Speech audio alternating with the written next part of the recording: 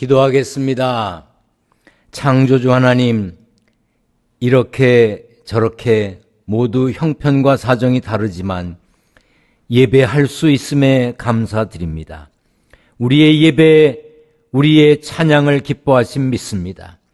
그러나 마음껏 소리내어 찬양하고 기도하는 것을 잊고 있습니다. 할 수 없다는 핑계로 해보려 하지도 않는 게으름을 용서하여 주옵소서. 단풍이 물들고 날씨가 좋아졌지만 우리의 예배도 하나님 보시기에 좋아졌는지 돌아보게 하여 주옵소서. 주일을 소홀히 하며 지내는 데 익숙해졌습니다. 설렁설렁 예배를 때우는데도 죄책감이 사라졌습니다. 하나님, 우리를 회복시켜 주시고 부끄럼 없는 예배자가 되게 하여 주옵소서. 예배하기 위해 교회에 나온 이들, 음성을 듣거나 영상을 보며 온라인으로 예배하는 이들, 태중의 아이로부터 노년, 초신자로부터 목사에 이르기까지 모두 은혜의 시간 되게 하여 주옵소서. 함께 있지 못한 이들을 위해 기도합니다. 군대, 객지, 외국에 있는 성도들, 병상에서 치료 중인 성도들 모두 평안의 복으로 함께하여 주옵소서. 말씀 전하고 듣는 이 시간 악한 마귀 틈타지 않도록 성령께서 역사하여 주실 줄 믿고 예수님의 이름으로 기도하옵나이다. 아멘. 할렐루야. 하나님의 은혜 안에서 평안하시기를 축원합니다. 아멘. 하늘이 높고 푸른 것, 울긋불긋 단풍이 아름다운 것, 햇곡식 햇과일이 맛있는 것, 그 아름다움과 풍요로움도 평안해야, 건강해야, 질병 없어야 느낄 수 있는 것입니다. 건강하시기를, 평안하시기를 축원합니다. 아멘. 팬데믹으로 모든 것이 이상하게 변했지만 우리의 믿음과 소망 그리고 하나님의 사랑은 변함이 없습니다. 이 변함없는 믿음과 소망과 사랑을 간직해야 합니다. 미국의 조지 바나는 변하는 세대에 변하지 않는 복음을 어떻게 전할 수 있을까를 말했는데 우리는 변하지 않는 복음을 잘 간직해야 합니다. 여러분들은 변하지 않는 복음을 잘 간직하며 사시기를 주님의 이름으로 부탁드립니다. 아멘. 신약 성경에 나오는 바리새인은 율법을 잘 알고 지키는 일에 열심인 사람들이었습니다. 그래서 당시 일반인들에게 존경을 받기도 했습니다. 자주 바리새인과 함께 언급되는 사람들이 있지요. 서기관들입니다. 서기관은 모세의 율법을 보존하기 위해 필사하고 해석하고 가르쳤던 교사들입니다. 그런데 율법을 지키며 살고자 애썼던 바리새인과 서기관들이 너무 완벽을 추구하다 보니까 완벽한 것처럼 보이기 위해서 외적 치장을 많이 했습니다. 사람에게 보이는 것에 지나치게 신경을 썼습니다. 그리고 자신들을 특별하게 여겼습니다. 자신들을 의롭다고 믿고 다른 사람을 멸시했습니다. 심지어 성전에 올라가서도 다른 사람들과 구별되게 기도했는데 서서 따로 기도했습니다. 이렇게 자기를 의롭다 믿고 다른 사람을 멸시하는 사람들을 향해 예수님이 이렇게 말씀하셨습니다. 비판을 받지 아니하려거든 비판하지 말라. 너희가 비판하는 그 비판으로 너희가 비판을 받을 것이요 너희가 헤아리는 그 헤아림으로 너희가 헤아림을 받을 것이니라. 비판하지 말라는 말씀은 이성적이고 지성적인 비판적 기능을 통해 점검하고 분석하고 평가하는 이런 어떤 것도 하지 말라는 뜻이 아닙니다. 모든 비판을 하지 않기 위해 진리와 비진리, 선과 악 이런 것을 분별하는 것까지 거부하고 잘못된 일에도 눈을 감아주고 고쳐야 할 심각한 오류에도 침묵하라는 뜻이 아닙니다. 비판하지 말라는 예수님의 가르침은 합당한 분별력은 가지되 다른 사람의 실수와 흠을 찾아 그것으로 평가를 내리고 단정짓는 심판관 혹은 판단자가 되지 말라는 뜻입니다. 로마서 14장에서 바울은 이렇게 말했습니다. 남의 하인을 비판하는 너는 누구냐? 그가 서 있는 것이나 넘어지는 것이 자기 주인에게 있음에. 하인이 서 있든지 넘어지든지 그것은 그 주인이 상관할 일이듯이 사람을 평가하고 판단하는 것은 창조주 하나님이 하실 일이지 우리가 할 일이 아니라는 것입니다.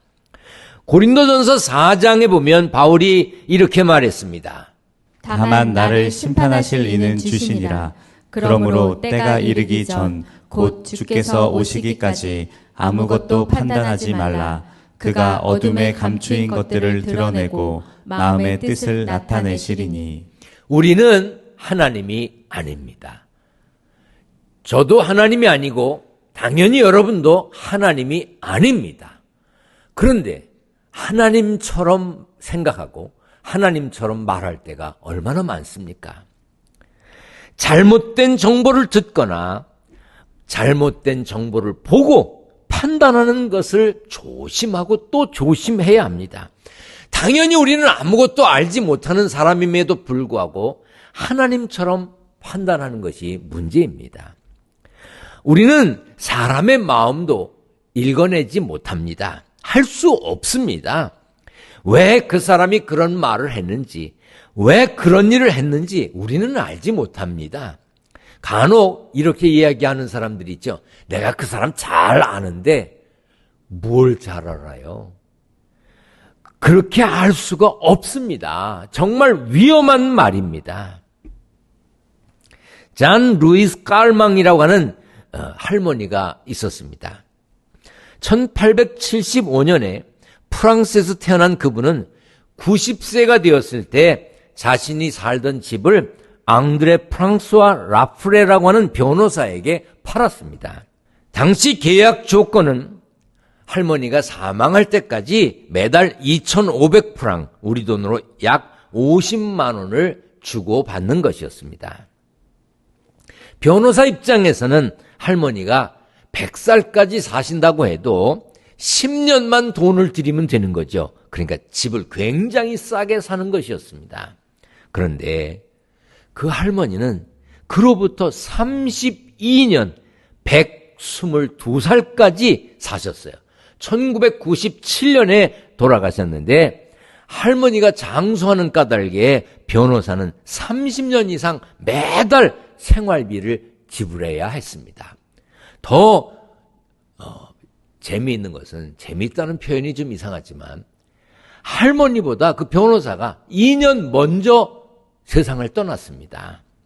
그러니까 그 변호사는 죽을 때까지 할머니에게 매달 돈을 들였는데 집값의 2배나 되는 돈을 들였다는 것입니다. 변호사가 상상이나 했겠습니까? 그 할머니가 122살까지 살 줄 아마 꿈에도 몰랐을 겁니다. 우리의 짐작, 우리의 예상, 우리의 분석이 맞을지, 앞으로 일이 어떻게 될지 아무도 모릅니다.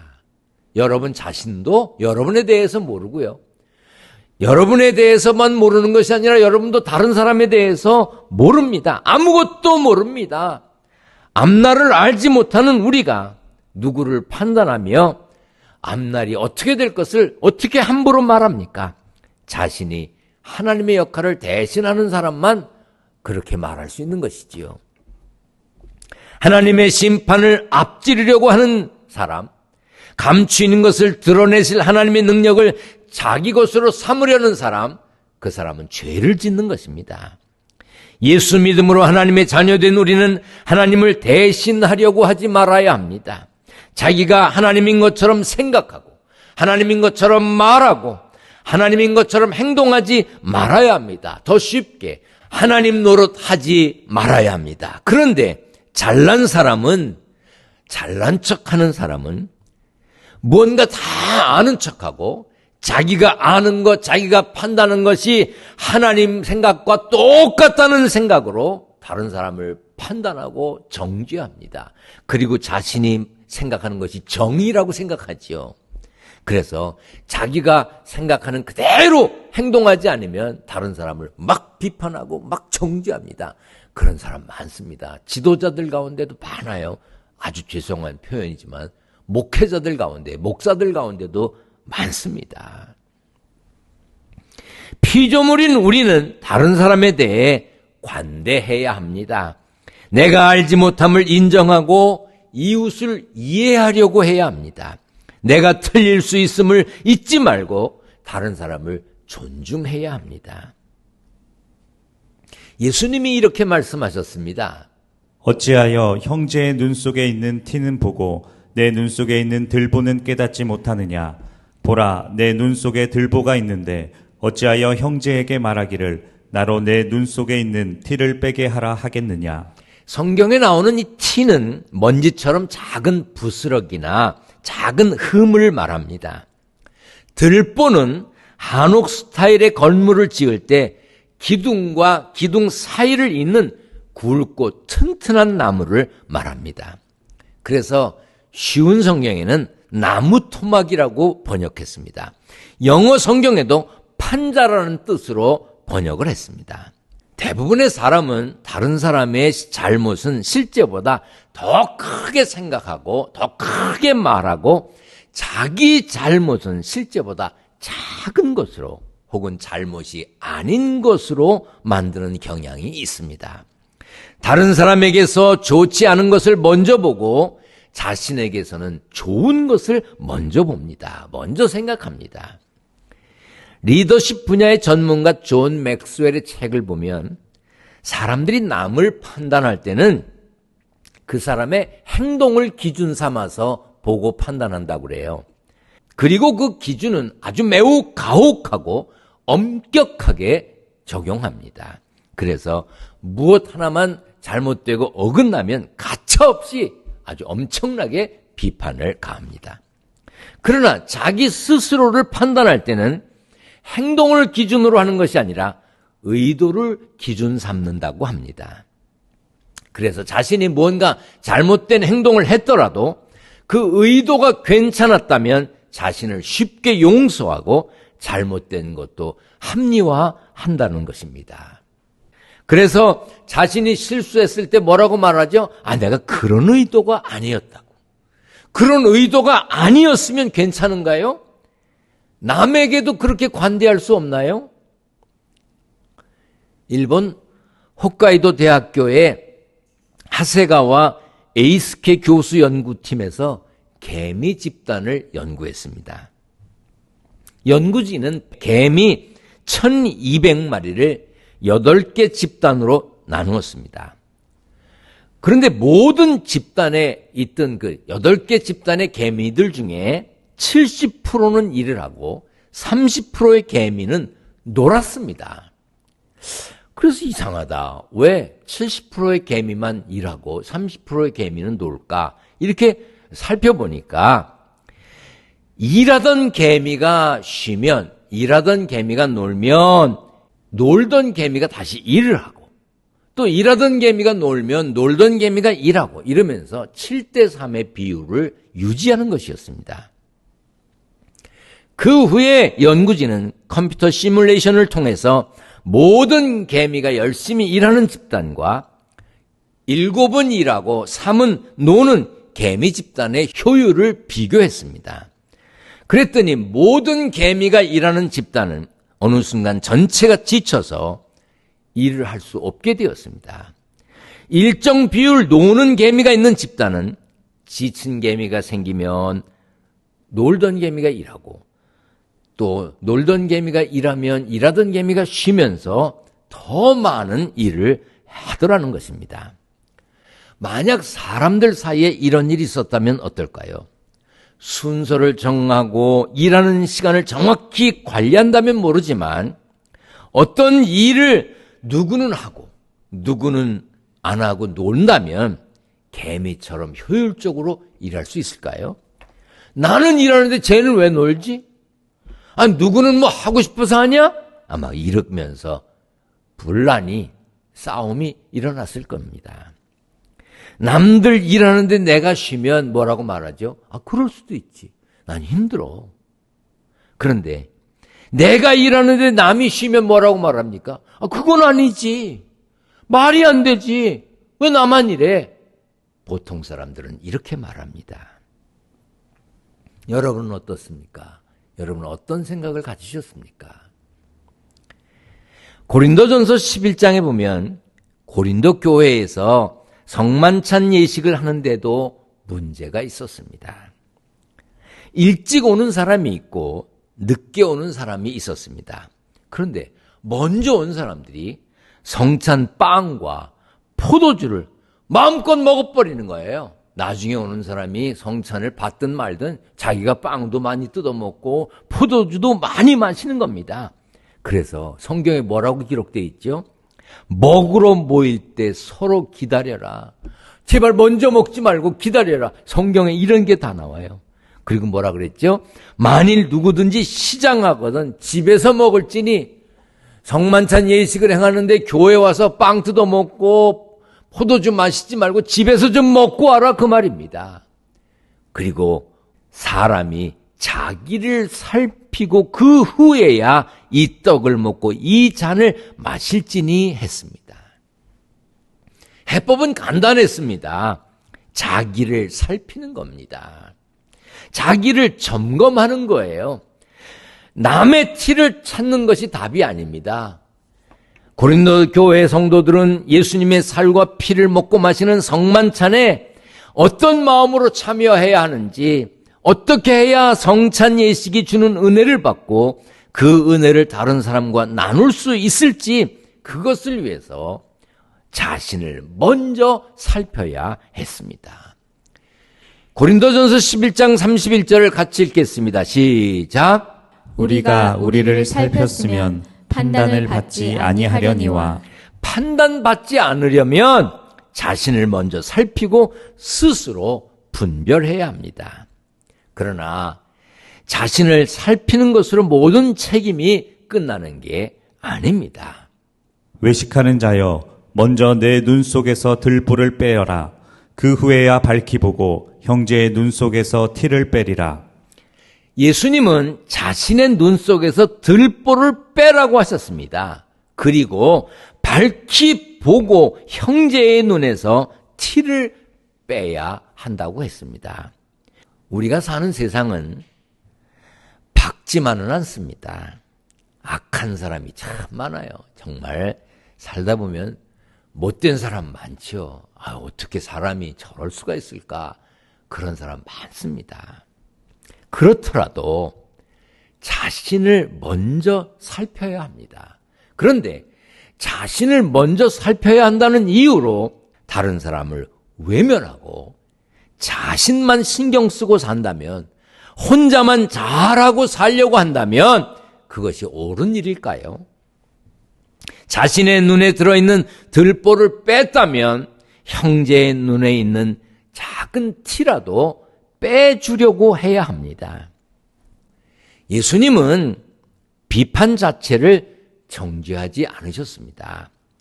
자기 판단과 비판 없이 다른 사람만 판단하고 비판하는 이들을 책망하신 겁니다. 예수님은 잘못을 바로잡는 것까지 꾸짖지 않으셨습니다. 자신을 바로잡지 않고 남들만 바로잡으려고 하는 것을 책망한 것입니다. 가정에서, 일터에서, 그리고 교회에서도 잘못하는 사람이 있지요. 다 잘합니까? 다 기준에 맞습니까? 사람마다 기준이 다르잖아요. 내가 생각해 저 사람 틀렸다 그러지만 그 사람은 틀렸다고 생각하지 않는 일도 많잖아요. 이렇게 서로 다른 경우가 많습니다. 그런데 아무리 좋게 보려고 해도 잘못하는 사람이 있고요. 잘못 돌아가는 일도 있습니다. 뉴스를 보세요. 신문을 보십시오. 야, 이래서는 안 되는데. 그래도 그건 아니지. 그런 생각 드는 일이 한두 가지가 아니잖아요. 그러므로 우리는 하나님의 뜻에 어긋나는 일이 무엇인지 분별할 수 있어야 합니다. 하나님이 기뻐하시지 않는 일에는 목소리도 낼 수 있어야 합니다. 그러나 먼저 뭘 해야 된다고요? 자신을 살펴야 합니다. 나는 어떤가? 나도 그렇지 않은가? 가족에게 소리 높이기 전에, 이웃에게 얼굴 찡그리기 전에, 세상을 향해 소리치기 전에 자신의 눈에 들보는 없는지 살피고 자신의 눈에 들보 있으면 그것부터 빼야 합니다. 초기 기독교 교부인 요한 크리소스톰은 이렇게 말했습니다. 하나님에게서 멀어진 이들을 바로잡아라. 그러나 원수 혹은 적으로서가 아니라 병을 고치려는 의사로서 그렇게 하라. 구원받은 사람, 하나님의 자녀, 천국 백성으로 이 땅을 사는 우리는 자신에 대해서 엄격하게 비판적이어야 합니다. 그리고 자신에게 관대한 것처럼 다른 사람에게도 그렇게 해야 합니다. 자신이 하나님인 것처럼 판정하고 판단하고 단정지어 말하고 심판하지 말아야 합니다. 생명을 사랑하고 아픈 사람을 불쌍히 여기는 마음으로 병 고치기 위해서 환자를 대하는 의사들처럼 다른 사람의 눈에 보이는 티를 빼내줄 수 있어야 합니다. 자신에게는 엄격하고 남에게는 관대한 성도, 먼저 자신을 살피고 바로잡은 후에 다른 사람을 돌아보는 성도가 되어야 합니다. 그래야 소금이 되고 빛도 될 수 있습니다. 예수 그리스도의 향기를 바라고 그리스도의 편지의 역할을 할 수 있습니다. 하나님께는 물론이고 사람들에게도 칭찬받는, 참으로 그 사람 좋은 사람이다, 그 사람 예수 믿는 사람인데 참 정말 멋지다, 정말 귀한 분이다, 이런 소리를 듣는 복된 삶의 주인공이 되시기를 축원합니다. 축원합니다. 아멘. 기도하겠습니다. 전능하신 하나님, 하나님께는 물론이고 사람들에게도 칭찬받는 성도의 삶에 승리하게 하여 주옵소서. 자신에게는 엄격하고 남에게는 관대한 신앙인이 되게 하시되 소금되고 빛도 되고 그리스도의 향기도 바라고 그리스도의 편지 역할도 잘 감당하게 하여 주옵소서. 힘든 세상 살지만 성도들의 가정과 일터를 지켜 주옵소서. 평안하게 하여 주옵소서. 힘들고 어려운 가운데도 이제 있었던 소득을 구별하여 하나님께 드립니다. 11조, 감사헌금, 건축헌금, 선교헌금, 1,000번지 예물, 여러 가지 제목으로 예물을 구별했습니다. 봉투에 이름을 적고 기도 제목을 적었습니다. 하나님, 저들의 이름이 복된 자리에서 불려지게 하시고 저들의 기도 제목이 응답받은 기쁨에 감사가 되게 하여 주옵소서. 물질 때문에 죄와 타협하지 않게 하시고 양식 때문에 눈물을 흘리지 않도록 도와 주옵소서. 교회에 나와 예배 드리며 헌금한 이들, 집에서 온라인으로 예배 드리며 헌금을 온라인으로 보낸 이들, 교회에 올 수 있을 때 드리려고 준비한 이들 모두에게 평안함과 은총으로 축복하여 주옵소서. 예수님의 이름으로 기도하옵나이다. 아멘.